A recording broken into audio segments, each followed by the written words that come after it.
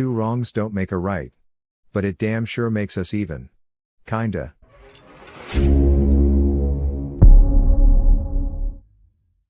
In this episode, you'll hear about a pedophile dad being punished for his crimes in prison, dogs defending a family at all costs, someone who let his evil twin brother die, and last but not worst, a rage-consumed woman whose acts can only be classified as an overkill revenge act.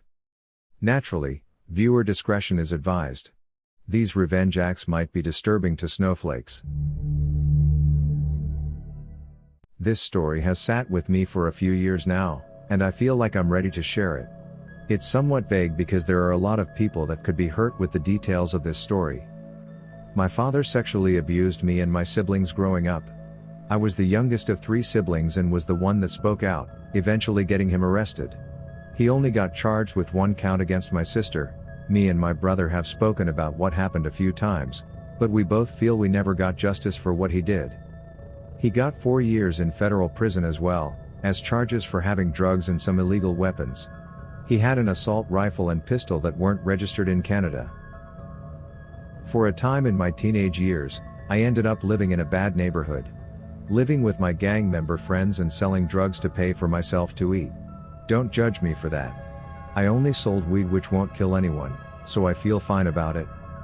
One day, a higher up in the gang my friends were in, came by our apartment, because I was selling a lot of weed, and he was beginning to not like it. He gave me a boundary and I respected him, since he respected me being just a kid trying to finish high school. The higher up, let's call him Greg, would come by once a week to check in, but not in a bad way. Greg actually helped me out, so a month after meeting him, I didn't need to sell anymore. He helped with bills and groceries etc. When I asked him why, he told me he knew my dad in jail. The following story is what I remember from what he told me. The prison confirmed this story when I asked after my 18th birthday. Greg had been in prison for 3 years when my dad arrived at the prison. Greg and my dad turned out to be cellmates. Greg explained to me that my dad never seemed right, and over a year he managed to gain his trust. My dad revealed to him that he wasn't caught for assaulting multiple people in his charge, but didn't actually tell him what he did. Greg, being in a powerful gang, used his connections to find out exactly what my dad did. Greg didn't want to ruin getting out, so all he did was tell the more respected prisoners, of which will never see freedom again, and do not have morals. My father was raped, beaten, burned, stabbed and beaten again for months before he died. And all I can say is I wish it lasted longer. Greg put the pieces together and looked out for me for 2 years, when I had no one. Greg got the justice that me and my siblings really deserved. When I think about the months of torture he endured, I feel those prisoners got better revenge than I could ever have gotten. I am great now. Greg is kind of like an old crazy uncle now. He got shot in the arm and gave up the gang life. This was many years ago, and I was never charged. The case was closed as a home invasion that was stopped with reasonable force. My dogs were not harmed or removed from me. My neighbor, let's call her Josephine, was a nice lady, a single mom with 1 little boy. When she moved she had some rat issues caused by the previous owner's hoarding, and since I am not bothered by rats, and had a small dog as well as my big ones, I was able to help out a bit. She and my wife became great friends, and her boy loved my mastiffs and the Great Dane I owned back then.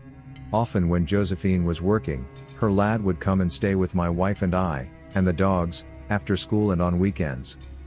About a year after Josephine moved in, she told us she was sure she was being followed by a man, who had approached her in a bar on one of her twice-yearly nights out with her sister.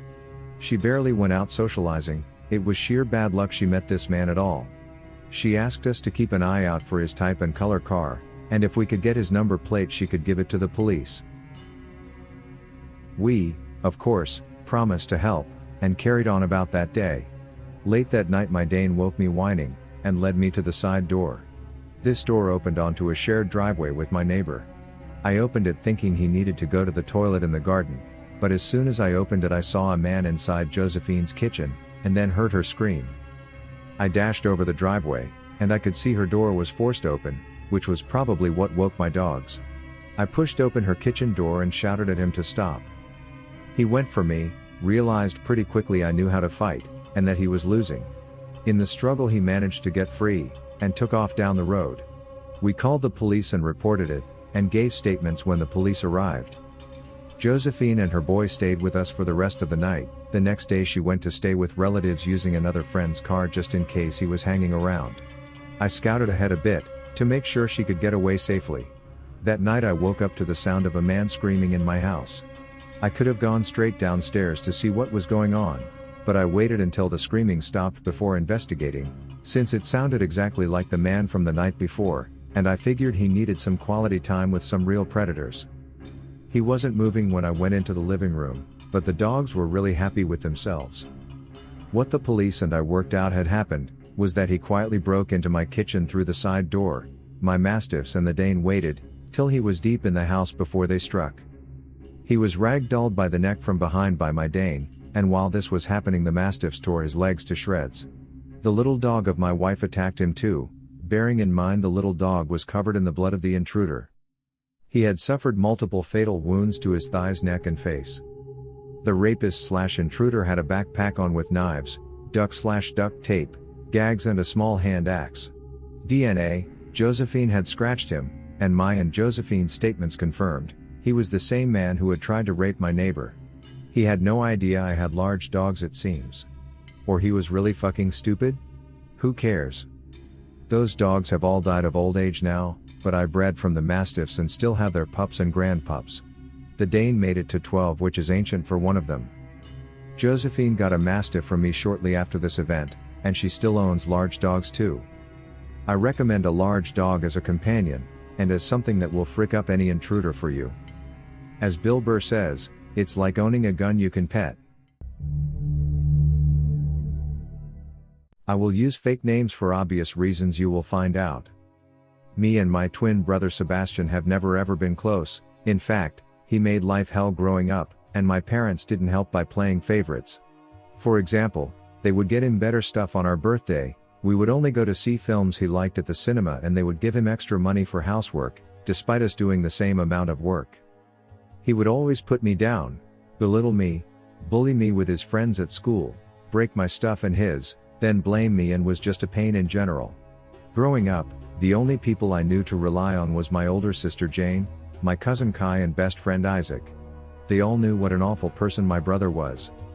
Anyway, cut to when I was 17 and I had my first girlfriend, someone I loved very much.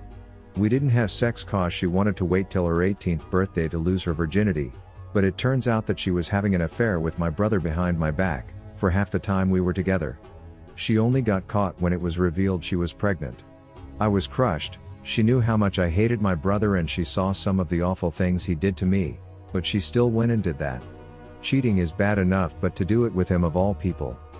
I punched him in the face, and broke his nose and made him lose a tooth, but according to my parents, I'm the one in the wrong, and now we have to help this girl who is carrying my brother's child and have to help support them.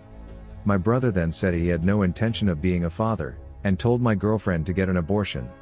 She then ran out of town and I never saw her again. Don't know if she had the baby or aborted. All I know was that she was gone, and my folks were still praising my brother as the golden child. Another year goes past and me and my brother still despise each other, but I had started dating again. It took a while, but I found someone. Found a boy I liked. I am bisexual and met this guy Daniel at college. He was deaf and I studied sign language out of boredom, so we got talking and things just seemed to click. We date, fall in love, bring him to my friend Isaac's party to introduce him to friends, and all feels great. At this point the only one who knew I was bi was Isaac. One day walking into a cinema holding my boyfriend's hand, I bump into my evil twin. He points, laughs and says some homophobic remarks.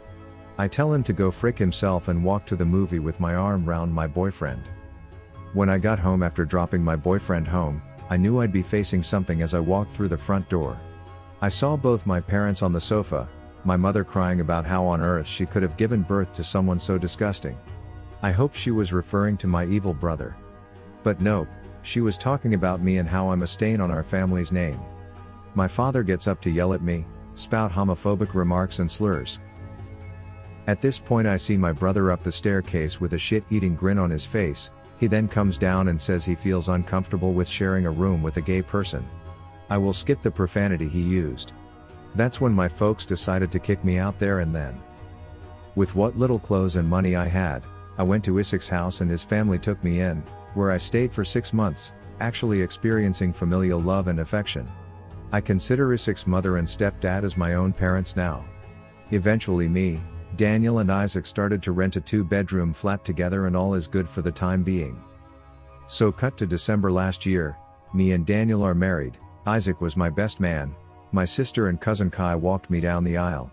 I have a respectable job in graphic design, have my own house by the sea and life has never been better. However, I got a call from my sister that my brother was in a hospital. I hadn't thought about him that much over the 9-year period since I was kicked out, but being reminded of his existence brought up a lot of painful memories for me. I was told by my sister that Sebastian wanted to see me, and that it was urgent.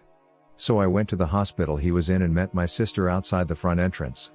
I asked her what this is all about, but she wouldn't tell me and that I need to ask my twin. So I arrived to where my brother is, joined by my parents at his side, and my folks actually look happy to see me, as if what they did to me hadn't happened. Even Sebastian looked really pleased to see me. It's safe to say something was off. Eventually I asked what's going on and why was I even here, to which my brother tells the family to leave us two alone. He looks so weak, it feels strange to see him like that because he used to intimidate me so much. He told me that he was dying from kidney failure and has been sick for the past few years, but now he didn't have long left. I knew immediately where this was going. He said he always regretted that we never got along, at which point I told him no. He looked confused and asked what I was on about, so I simply told him I wasn't going to donate my kidney to save him. He looked as if I had just shit in his food. He then went on about how bad the situation was and that he really was sorry for all the things we did to each other growing up. Like, excuse me? We did to each other? I told him that I just wanted a brother growing up that cared and loved me, who wouldn't try and break me every day for 18 years. He then called in our mom and dad and told them that I wasn't going to give up my kidney. They then started to spout off that I owed them for my existence and that I have a duty to look after family. I asked them where that duty was when they kicked me out of the house, or where that duty was every time my brother gave me a black eye. I also asked where their duty was to look after their grandchild when Sebastian decided he didn't want to be a father to me ex-girlfriend's child. I said for all the things he has done, from outing me to having an affair with my girlfriend and abandoning his child, that this was the universe's, and my, way of finally giving back what he dished out, to bite him in the arse. I then turned around and walked out of the room, having that be the last time I ever saw Sebastian again. Not sure why they'd want a gay person's kidney anyway. I walked past my sister, who gave me a look. I gave her a look back, who then in turn gave me a look that said I understand. After leaving the hospital, I felt as if a great weight had been taken off my shoulders. I went home and never looked back. I'm surely pleased with my decision. Now last week I get a call from my sister calling to inform me that Sebastian had died. She asked if I was okay and I said I was, that I didn't really feel anything in all honesty. She said she understood to a degree, as Sebastian hadn't been all that kind to her over the years either. I had my husband and Isaac there to support me. Honestly, at this point Isaac may as well be our adopted child, since he was living with us through this whole situation. The next day I was getting calls and texts from family members I hadn't spoken to in years, telling me that I'm going to hell for being a bad son, being a bad brother, and for being gay. They told me that me and my husband don't deserve children. They knew we were looking into adoption and surrogacy. This makes me second guess my choice of not giving my brother my kidney. Even in death he's making things harder for me. I did wonder if I was a bad person and if I made the wrong decision, but I knew that if I was in that position, I would have been left for dead. So screw him. Other bits of information that may clear things up. 1. His kidney failure was from living a hardcore lifestyle of drugs and alcohol. 2. I disowned them of being my family years ago, so when I got married I took my husband's last name and hyphen it with Isaac's last name, to which his folks were very pleased about. 3. It's unlikely I'll ever see my parents again, and I'll make sure my children will never meet them. My true revenge to them will be being a better parent than they ever were to me. I'm going to start this story off by saying that this is absolutely not one of my most shining moral moments, and that I'm well aware that I was a straight up poophole for doing what I did. My only real defense is that I was in a super bad place mentally and needed a mountain's worth of therapy. She was evil in human form. Now, on with the revenge. I was a weird kid growing up, really weird. It was mostly because I was being abused at home and forcibly isolated. My social skills were so underdeveloped that I had difficulty reading human faces aside from my grandmother, grandfather, and father. Being the weird girl meant that I was a juicy target for bullies. It never stopped, but there was one bully that I hated more than any of the others. We'll call her Holly. This girl never passed up an opportunity to make my life hell, and since she lived across the street from me, there was nowhere I could avoid her. Holly treated me like garbage. She put dog poo in our mailbox on a regular basis. She let my dog out of my yard, and I was never able to get her back. She would also sit on her porch with her friends, while roasting the hell out of me to entertain them, if I so much as put a toe outside of my front door. It's just embarrassing to admit to being weak enough that she could do it to me at all. She beat my ass more than a few times. Once she and her friends force-fed me poo-poo. Actual poo-poo? No, I don't know what kind. She shoved me down an embankment and I chipped my front tooth on a cinder block. The list goes on, and I don't really feel like going into it, but suffice to say it wasn't just teasing. It doesn't make what I did much better, but I didn't do it over something minor. It went on for years. I hated her with the fiery passion of 1,000 suns, but while my grandmother was still alive, there was nothing I could do about Holly. If I did anything to her or fought back in any way, my grandmother would punish me for it, and I was more afraid of her than I was of Holly, for a very good reason. So, I made a plan. I suffered through all the abuse, and promised myself that when I was older, I would make Holly pay for what she did to me.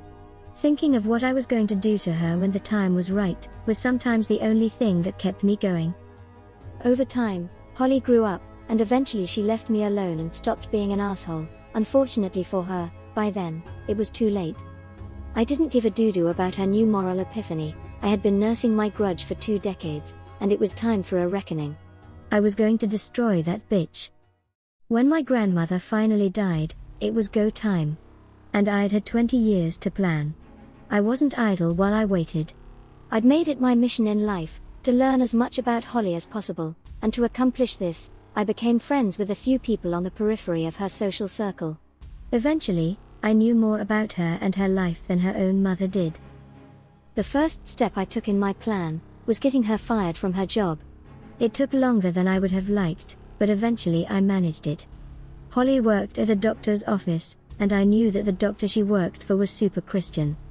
Very straight edge, upstanding type of guy. He also had a huge influence on the local community. I decided to become a patient at his office, scheduling my visits to be on the days Holly was off work.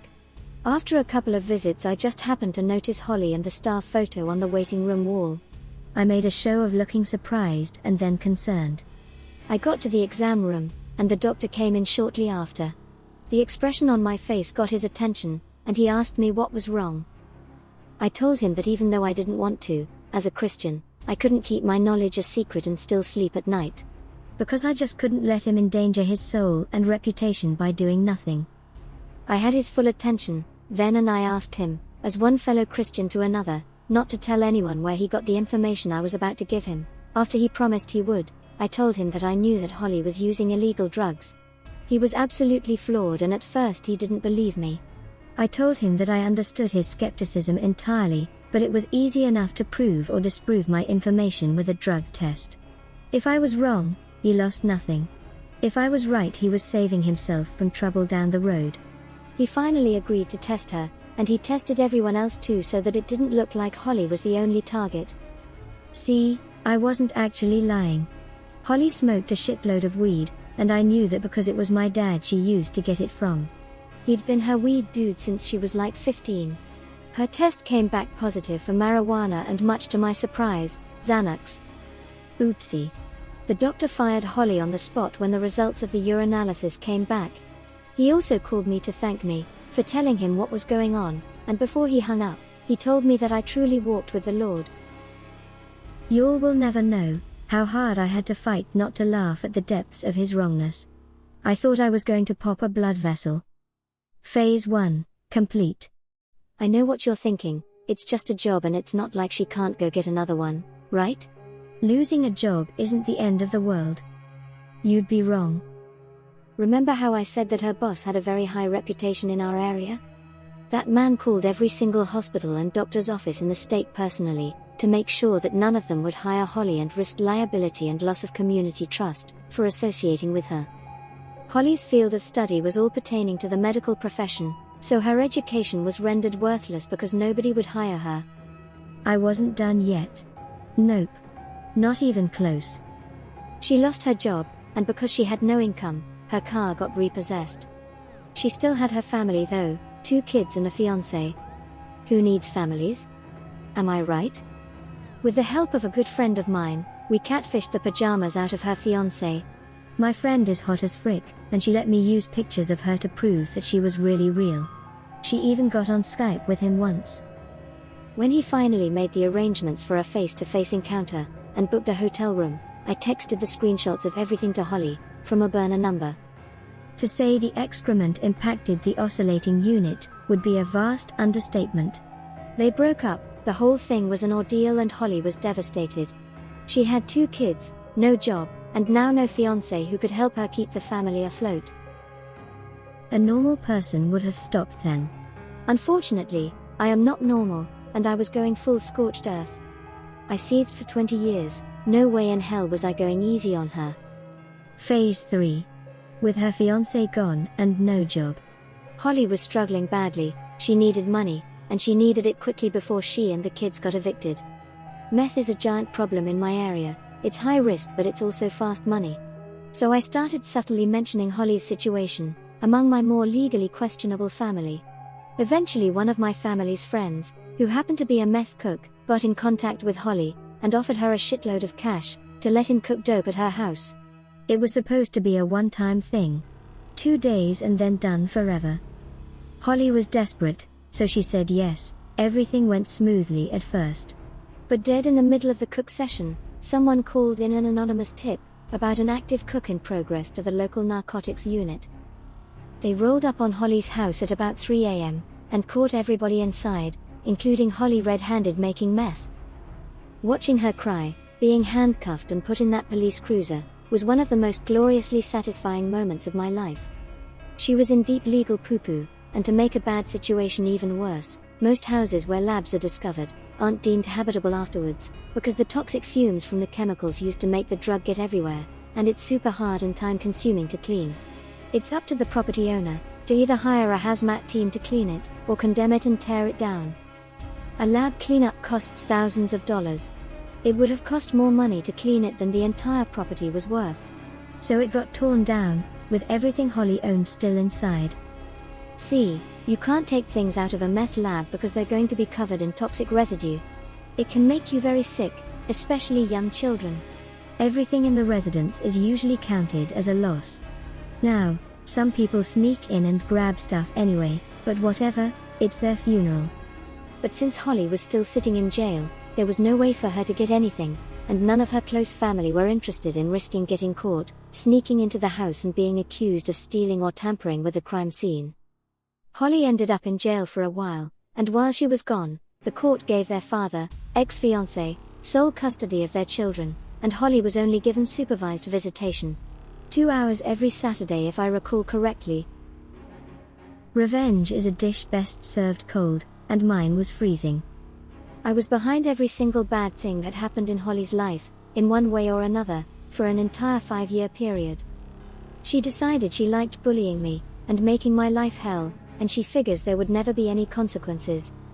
Instead, I took her reputation, her job, her fiancé, got her arrested and convicted of a felony, and her children taken from her. The best part is, that she has no clue I did it to this very day. She'd forgotten about me. What she did to me impacted my life forever, but to her it wasn't even important enough to bother remembering. I was nothing to her, so she never connected me to her problems. Last I heard, she was in rehab for alcoholism and had her parental rights terminated permanently. After she lost her kids, she just sort of gave up, and crawled into a bottle and never came out again. I was tempted to tell her, but I decided that the helplessness and confusion about why everything suddenly went to hell in a handbasket was the better plan, because that means that every now and again, I can contact her and pretend to give a shit about her troubles to get a fresh revenge boner about her newest tale of sorrow. She thinks I'm the nicest person she's ever met. Thank you for watching Royal A.I. Be sure to subscribe and hit the notification bell to receive future episodes. Share your experience in the comments, or tell us what you think of these stories.